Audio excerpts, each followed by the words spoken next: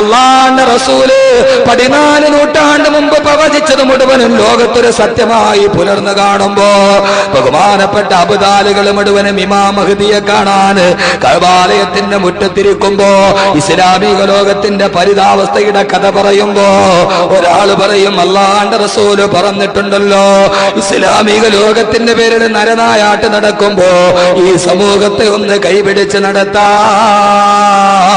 ഈ സമൂഹത്തിനൊരു പുനരുദ്ധാന നായകൻ വരും. ആ നായകനാണ് ഇമാം മഹ്ദി അലൈഹിസ്സലാത്തു വസ്സലാം. ആ സമയത്ത് അവരിൽ ആരോടോ പറഞ്ഞു കൊടുക്കും, ഇമാം മഹ്ദി മദീനയിൽ എത്തിയിട്ടുണ്ട് എന്ന്. അബ്ദാലുകൾ മുഴുവനും മക്കയിൽ നിന്ന് മദീനയിലോട്ട് പായുകയാണ്.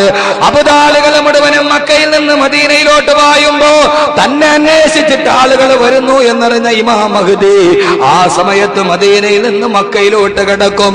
അബ്ദാലുകൾ മദീനയിലെത്തുമ്പോ ഇമാം മഹ്ദി മക്കയിലേക്ക് പോയെന്നറിഞ്ഞ് അവര് മുഴുവനും അതാ മക്കയിലോട്ട് കടന്നു വരും. അവര് മക്കയിലോട്ട് വരുമ്പോ ഇമാം മഹ്ദി മദീനയിലേക്ക് പോകും. അവര് വീണ്ടും മദീനയിലേക്ക് പോകുമ്പോ ഇമാം മഹ്ദി അലൈഹിസ്സലാത്തു വസ്സലാം മക്കയിലേക്ക് വരും.